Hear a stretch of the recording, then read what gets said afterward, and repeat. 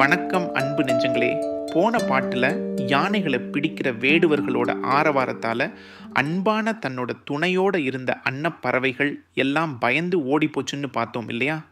அடடா, அந்த அழகான அன்னங்களுக்கு எங்கே தான் அமைதி கிடைக்கும்னு நாம் யோசிக்கிறதுக்குள்ள கம்பர் அடுத்த பாட்டில் கோசல நாட்டின் வேறொரு முகத்தை காட்டுறார் பாருங்க. இது வெறும் நாடு இல்லை, இது ஒரு பொக்கிஷ பூமிங்கிறத எப்படி சொல்றார் கேளுங்க.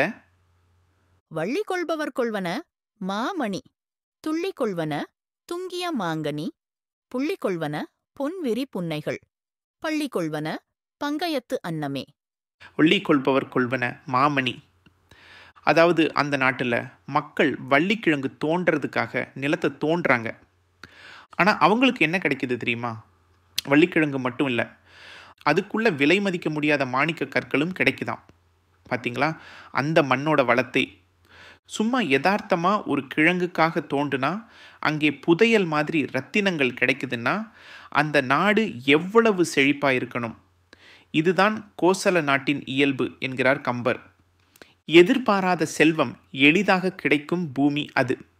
துள்ளி கொள்வன துங்கிய மாங்கனி. அடுத்து சொல்கிறார் பாருங்க, மரங்களில் மாங்கனிகள் பழுத்து தொங்குதாம். அந்த பழங்கள் எப்படி இருக்கு?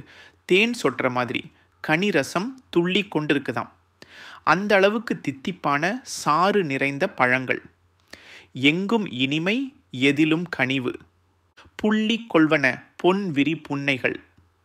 புன்னை மரங்கள் இருக்கே, அந்த பூக்கும்போது பொன் துகள்கள் மாதிரி மகரந்தங்களை விரிச்சு விடுமாம்.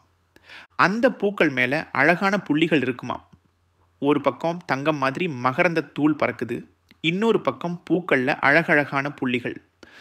பார்க்கவே கண்ணுக்கு குளிர்ச்சியான ஒரு காட்சி அது. இயற்கையே ஒரு ஓவியம் வரைஞ்ச மாதிரி இருக்குது அந்த இடமெல்லாம். பள்ளி கொள்வன பங்கயத்து அன்னமே. இப்போ வாங்க அந்த அன்னப்பறவைகள் கிட்ட வருவோம். போன பாட்டில் வேடர்களோட சத்தத்தில் பயந்து போன அந்த அன்னங்கள் இப்போ எங்கே அமைதியாக ஓய்வெடுக்குது தெரியுமா? மென்மையான தாமரை மலர்களுக்குள்ளே. ஆமாங்க, அந்த பெரிய தாமரை பூக்கள் தான் அன்னப்பறவைகளுக்கு மெத்த விரிச்ச படுக்கை மாதிரி ஆயிடுச்சான். அதுக்குள்ளே போய் எந்த சத்தமும் இல்லாமல் அமைதியாக நிம்மதியாக பள்ளி கொள்கின்றன, அதாவது தூங்குகின்றன. எப்பேற்பட்ட காட்சி பாருங்க. ஒரு பக்கம் ஆரவாரம் இருந்தாலும் இன்னொரு பக்கம் அமைதிக்கு இடம் கொடுக்கிற அந்த இயற்கையின் சமநிலை. கோசல நாடுங்கிறது வெறும் நிலப்பரப்பு இல்லை, செல்வமும் செழிப்பும் நிறைஞ்ச பூமி. சாதாரணமாக தோண்டுனா மாணிக்கம் கிடைக்குது, பழங்கள் தேனா சொட்டுது, பூக்கள் பொன்னா மின்னுது. பயந்து போன அன்னம் கூட தாமரைக்குள்ள நிம்மதியாக தூங்குது. இப்படி ஒரு வளமான அழகான அமைதியான தேசத்தை கம்பர் நமக்கு கண் முன்னாடி கொண்டு வந்து நிறுத்திடுறார் பாருங்க. இதுதான் கம்பரோட வார்த்தை வளம்.